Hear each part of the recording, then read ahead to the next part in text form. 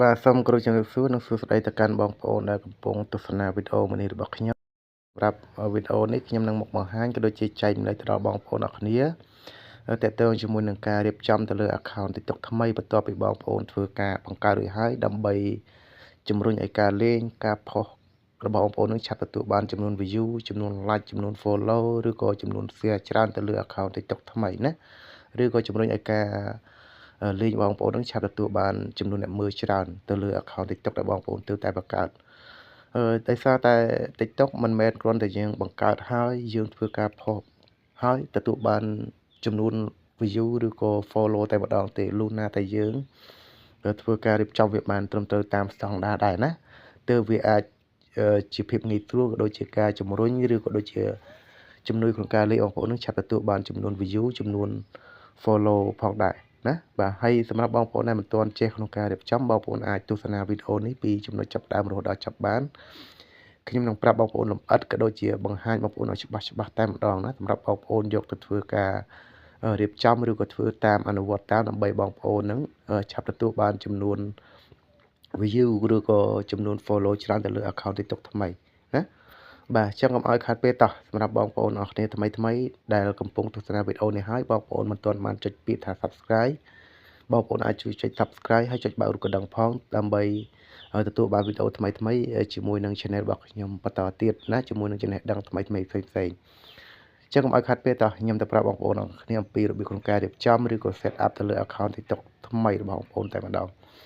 ឥឡូវគឺបងប្អូនត្រូវចូលមកកាន់ TikTok ដូចខ្ញុំចឹងមកណាបាទចូលមកកាន់ TikTok ហើយបងប្អូនចូលមកកន្លែងនេះណាបាទចូលមកកន្លែងរូប profile របស់យើងផ្នែកខាងក្រោមបាទអញ្ចឹងបើសិនជាក្នុងករណីដែលបងប្អូនអត់ទាន់មានដាក់តាំងរូបភាព cover ឬក៏រូបភាព profile ដូចខ្ញុំនេះទេគឺបងប្អូនចុចចូលទៅនេះមកណាដើម្បីយើងធ្វើការផ្លេចពាក្យថា edit ហ្នឹងបាទអញ្ចឹងយើងចុចចូលទៅហ្នឹងមកវានឹងបង្ហាញទម្រង់បែបនេះដោយសារតែខ្ញុំដាក់រូបភាព profile រួចហើយបើបងប្អូនអត់ទាន់ដាក់ទេគឺបងប្អូនចុចទៅហ្នឹងមកពាក្យថាកន្លែងកាមេរ៉ានេះក៏បានកន្លែងពាក្យថា change photo នេះក៏បានដែរណាបាទអញ្ចឹងបងប្អូនអាចធ្វើការ select ជាការថតភ្លាមក៏បានជា select ជាមួយនឹងរូបភាព upload ជាមួយនឹងរូបភាពដែលមានស្រាប់ក៏បានណាប៉ុន្តែដោយសារតែខ្ញុំដាក់រួចហើយអូខេខ្ញុំសូមអត់ផ្លាស់ប្ដូរទេជាមួយនឹង name ឈ្មោះរបស់ TikTok បងប្អូនដូចខ្ញុំហ្នឹង KH TikTok អញ្ចឹងគឺខ្ញុំអាចធ្វើការផ្លាស់ប្ដូរបានណាអូខេបងប្អូនអាចធ្វើការផ្លាស់ប្ដូរបានប៉ុន្តែបងប្អូនអាចផ្លាស់ប្ដូរបានក្នុងអំឡុងរយៈពេល31ថ្ងៃចុងក្រោយណាបើន័យថាពីថ្ងៃបង្កើតរហូតដល់31ថ្ងៃចុងក្រោយបន្ទាប់បងប្អូនដាក់តាំងរូបភាពហើយគឺ31ថ្ងៃចុងក្រោយទៀតបានបងប្អូនអាចធ្វើការផ្លាស់ប្ដូរបានម្ដងទៀតណាបើន័យថាមួយខែគឺយើងអាចផ្លាស់ប្ដូរបានមួយដងជាមួយនឹងរូបភាពជាមួយនឹងឈ្មោះនឹងឯងបាទតែខ្ញុំសូមអត់ដូរទេ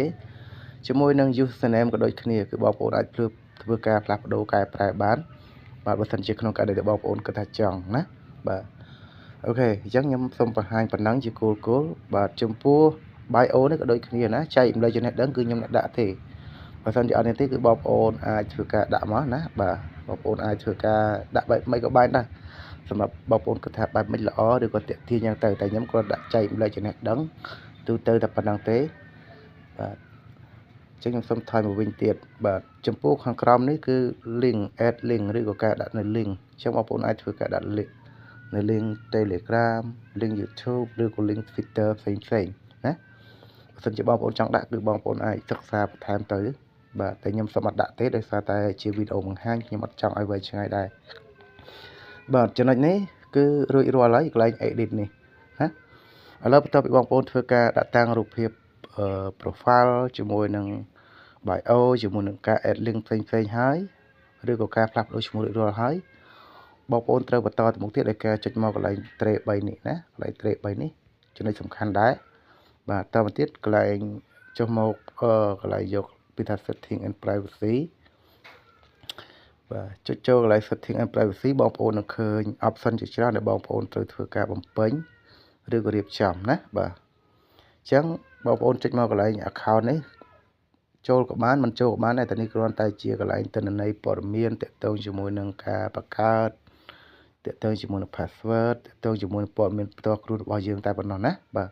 អញ្ចឹងវាអត់ជាបញ្ហាទេឥឡូវដល់ចំណុចដែលសំខាន់ណាកន្លែងដែលបងប្អូនត្រូវធ្វើការកំណត់ការបើកបែបណាដើម្បីឲ្យជំរុញឲ្យការលេងបងប្អូនឆាប់ទទួលបានចំនួន follow ឬក៏ចំនួន view ឬក៏ like ឬក៏បេះដូងច្រើនបាទ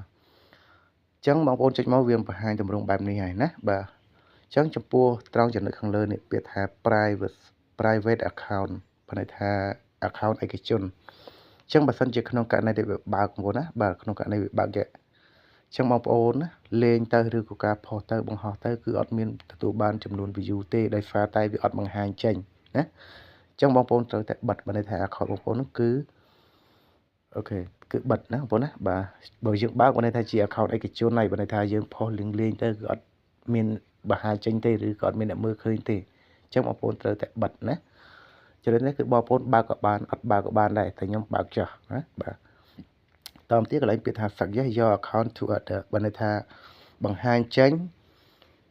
account ឬក៏គណនីបងប្អូនទៅកាន់អ្នកដទៃផ្សេងទៀតអញ្ចឹងបងប្អូនទាំងនេះគឺបងប្អូនយកបើកមកបាទអូខេបាទអញ្ចឹងខ្ញុំបើក Facebook friend មានន័យថាយើង suggest ទៅកាន់ Facebook friend ជាមួយនឹង Facebook មិត្តភ័ក្តិក្នុង Facebook របស់យើងអញ្ចឹងបងប្អូនធ្វើការបើកមកណាបើកអញ្ចឹងចំណុចហ្នឹងទាំងពីរគឺខ្ញុំបើកទាំងពីរបាទកន្លែង Sin tag and Facebook friend ក៏ដូចគ្នាបងប្អូនអាចធ្វើការបើកនេះ Sin tag បានន័យថាក្នុងករណីដែលបងប្អូនបង្កើតដោយប្រើប្រាស់លេខទូរស័ព្ទឬក៏អីហ្នឹងគឺបងប្អូនអាចធ្វើការបើកមកណា Sin tag ជាមួយនឹង Facebook friend អូខេបងប្អូនអាចធ្វើការបើកចឹងទៅណាបាទឬក៏អត់ទេអូខេអាហ្នឹងគឺអត់ជាបញ្ហាទេប៉ុន្តែយល់អស់គឺបងប្អូនបើកទៅណាបើខ្ញុំបើកអូខេអញ្ចឹងខ្ញុំបើកគឺយើង syntax ជាមួយនឹងលេខទូរស័ព្ទជាមួយនឹង Facebook អូខេចំពោះកន្លែង local service នេះគឺអត់ជាបញ្ហាទេបងប្អូនបើកក៏បានបងប្អូនមិនបើកក៏បានតែបើសិនជាបងប្អូនមិនចង់ឲ្យគេដឹងថាយើងមានទីតាំងឬក៏នៅខេត្តណាកន្លែងណាទេគឺបងប្អូនមិនបាច់បើកក៏បានដែរណាបើសិនជាក្នុងករណីដែលបងប្អូនអត់ចង់ឲ្យគេដឹងបាទតទៀតអូខេអញ្ចឹងបងប្អូនខ្ញុំអត់បើកទេចំណុចនេះកន្លែង comment ណាកន្លែង comment លោកបងប្អូនចុចយកកន្លែង comment បាទកន្លែង comment នេះបងប្អូននេះចំណុចខាងលើនេះបងប្អូនត្រូវយក everyone ដូចខ្ញុំមកណាបាទត្រូវយក everyone យើងអត់យក friend ទេបើន័យថាបើសិនជាយើងយក friend មានន័យថាមានតែ friend យើងប៉ុណ្ណោះ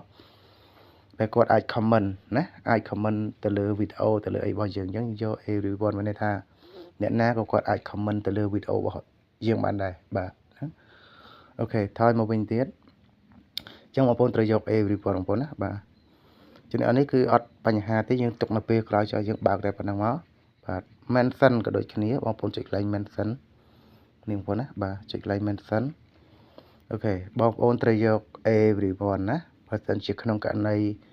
វានៅ people you follow បានន័យថាអ្នកដែលយើង follow ឬក៏ friend របស់យើងទេ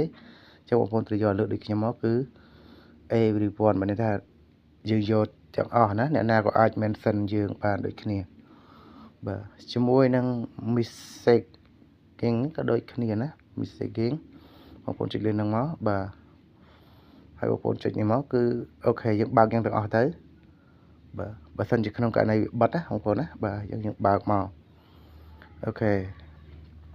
កន្លែង review content នេះបាទបងប្អូនយកមក everyone ណាបងប្អូនគេបងប្អូនចូលមកគឺយក everyone យើងអត់យក friend ណាបាទយើងយក everyone អូខេតមកទៀតគឺកន្លែង display នេះគឺអត់ជាបញ្ហាទេយើងបើកយក on ចឹងហើយណាបាទបើកយក on អូខេខ្ញុំយក on ខ្ញុំបើក download នេះគឺអាស្រ័យលើបងប្អូនតើបងប្អូនចង់ឲ្យគេធ្វើការ download នៅវីដេអូបងប្អូនដែរឬទេណាបើសិនជាក្នុងករណីបងប្អូនអត់ចង់ទេគឺបងប្អូនអាចធ្វើការអូខេអាចធ្វើការបើកឬក៏បិទចឹងទៅអានឹងទៅលើបងប្អូនទេតែបងប្អូនចង់ឲ្យគេ download ដែរគឺបងប្អូនបើកចឹងមកណាបាទចំពោះខាងក្រោមទៀតគឺ following list អញ្ចឹងបងប្អូនត្រូវយក everyone ណា following អូខេនេះគឺយើងយក everyone បាទខាងក្រោមនេះគឺ like video បងប្អូនចុចចូលទៅហ្នឹងមកបាទអ្នកណាខ្លះដែលអាចធ្វើការ like ទៅលើវីដេអូដែលបងប្អូនផុសបានណាអញ្ចឹងបងប្អូនត្រូវយកនេះបើសិនជាក្នុងករណីវានៅ only you ចុះបងប្អូនត្រូវចុចយក everyone ណា everyone ដូចគ្នាបាទថយមកវិញទៀតអូខេចំពោះកន្លែង favorite sound អូខេគឺបងប្អូនយល់ល្អគឺបងប្អូនបើកទៅណាបើន័យថាអ្នកណាក៏គាត់អាចចូលចិត្តជាមួយនឹងការសំឡេងឬក៏ play ឬក៏អ្វីដែលយើងបានបង្កើតឬក៏យើងផុសទៅក្នុង TikTok របស់យើងអញ្ចឹងបងប្អូនអាចធ្វើការបើកបានណា make public អញ្ចឹងខ្ញុំបើកសាធារណៈអូខេនេះក៏ដូចគ្នាគឺយើងយក on មកហើយចំពោះខាងក្រោមនេះកុំឲ្យសោះណាគឺ block account មកយើងចុចទៅហ្នឹងទៅបើន័យថាគឺយើងលុប account តែម្ដងប៉ុណ្ណឹងបងប្អូនណាសម្រាប់ចំណុចសំខាន់ណាចំណុចសំខាន់ដែលខ្ញុំនឹងបង្ហាញបងប្អូននៅក្នុងវីដេអូមួយនេះអញ្ចឹងមានប៉ុណ្ណឹងណាបើសិនជាបងប្អូនធ្វើតែអ្វីខ្ញុំបង្ហាញទៅគឺបងប្អូនលេងទៅឬក៏ផុសទៅឆាប់ទទួលបាន view ច្រើនដោយសារយើងបើក account របស់យើងជាសាធារណៈអូខេបងប្អូនអរគុណសម្រាប់ការតាមដានទស្សនាវីដេអូរបស់ខ្ញុំមួយនេះហើយក៏ដូចជាបានចុច Subscribe channel របស់ខ្ញុំចុច Like ចុច Share អរគុណជួបខ្ញុំវីដេអូបន្ទាប់ជម្រាបលាបងប្អូនណាជួបខ្ញុំវីដេអូថ្មីបន្ថែមទៀតទាក់ទងជាមួយនឹងអរគុណជម្រាបលាបាយបាយ